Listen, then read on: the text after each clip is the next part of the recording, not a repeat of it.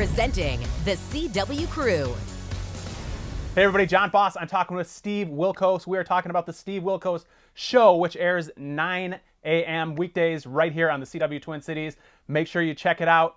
Steve Wilkos, thank you so much for being with us. And you were just renewed through 2022, and this is your 13th season. Congrats on all your success, and tell us what's happening.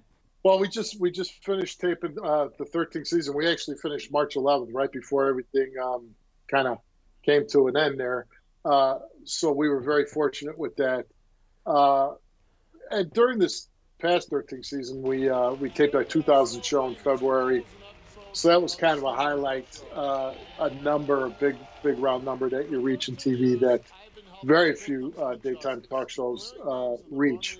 So, pretty proud of that. And like you mentioned, we signed for 2 more years, which would put the show through season 15. And I don't think anybody, when, I was Jerry Springer's bodyguard when my show launched, and I didn't think, a lot of people didn't have high hopes for me.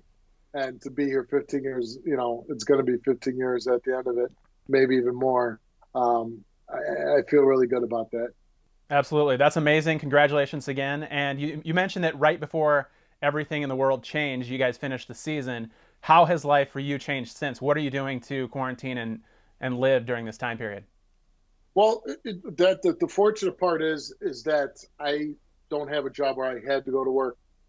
My season did end, and I'm usually off during this time anyways. We go on hiatus. My wife is battling breast cancer right now, so I have to be extra careful as far as exposing myself. So we really don't go anywhere. My kids obviously are doing their school at home through their computers. We do have a lake house that's about 40 miles away. So on the weekends, we go up there just for kind of a change of pace, just to do, because otherwise it's just Groundhog Day every day. But I tell everybody during this time when there is so much downtime, I'm trying to be productive. I've just really getting in good shape. I've been exercising a lot more than I usually do, reading a lot more. And the cool thing is, I have 2 teenage kids, and anybody who's a parent knows a lot of times teenagers don't want anything to do with you. So during this time, it's kind of cool because the kids got nowhere else to go, so they're with mom and dad, and we're doing things. So family time has increased because of coronavirus. What do you think? How do you think this will impact the future of the show? I mean, you have a live audience. Have you guys talked about how you adapt to going forward, or or are you going to kind of wait and see? I definitely think we're going to wait and see, but I've always told my wife I could do the show without an audience because it's funny. I always heard the story how about Joe DiMaggio of the Yankees, the great ball player, that he just focused everything out, he didn't know anybody in the stands. Like he just focused what was happening on the field. And I actually feel the same way. People are like, oh, didn't you see me in the audience? And I'm like, when I'm doing my show, I'm so laser focused on what's happening on stage that I forget that there's an audience there. So with me, if we have to come back and do the show without an audience, it's probably not going to make that much of a difference for me. I don't know how much it would impact the viewers at home that there's not people, yelling or making noise in the background. But we'll see. I certainly hope we're supposed to go back to taping at the end of August. I would hope that the world is pretty much back to the way it was before. I mean, there's certainly going to be changes that we're all going to have to do. I think like handshaking, that is going to be a thing of the past, right? Like, meeting somebody and shaking their hand. I think that's going to go away forever, like during my lifetime.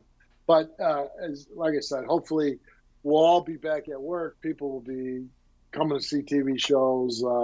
I mean, that's what at least we're all hoping for, is that people get back to work and go on with their lives. Definitely. So you were in the Marines and you were a police officer, so you were literally willing to risk your life to protect freedom in the United States. Right now, with everything that's going on and some of the protections that are taking place, some people are complaining that it's tyranny, that it's overboard.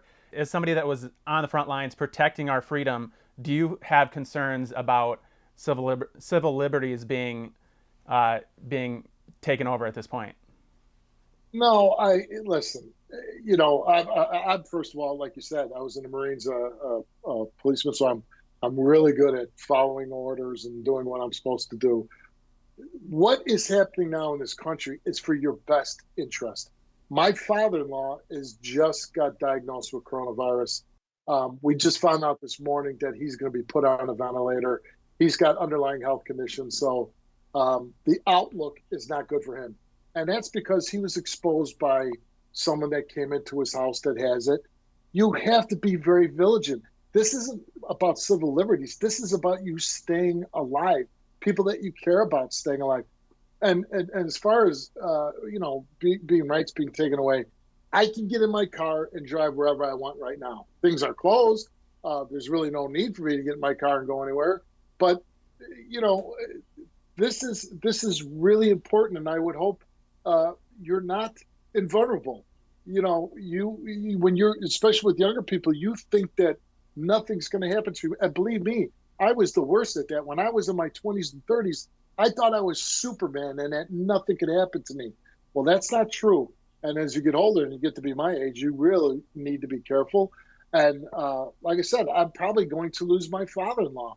And I feel terrible for my wife and my in-laws. So I just would hope that everybody out there realizes, like, your life could change overnight like that because of this, and we all have to be very vigilant.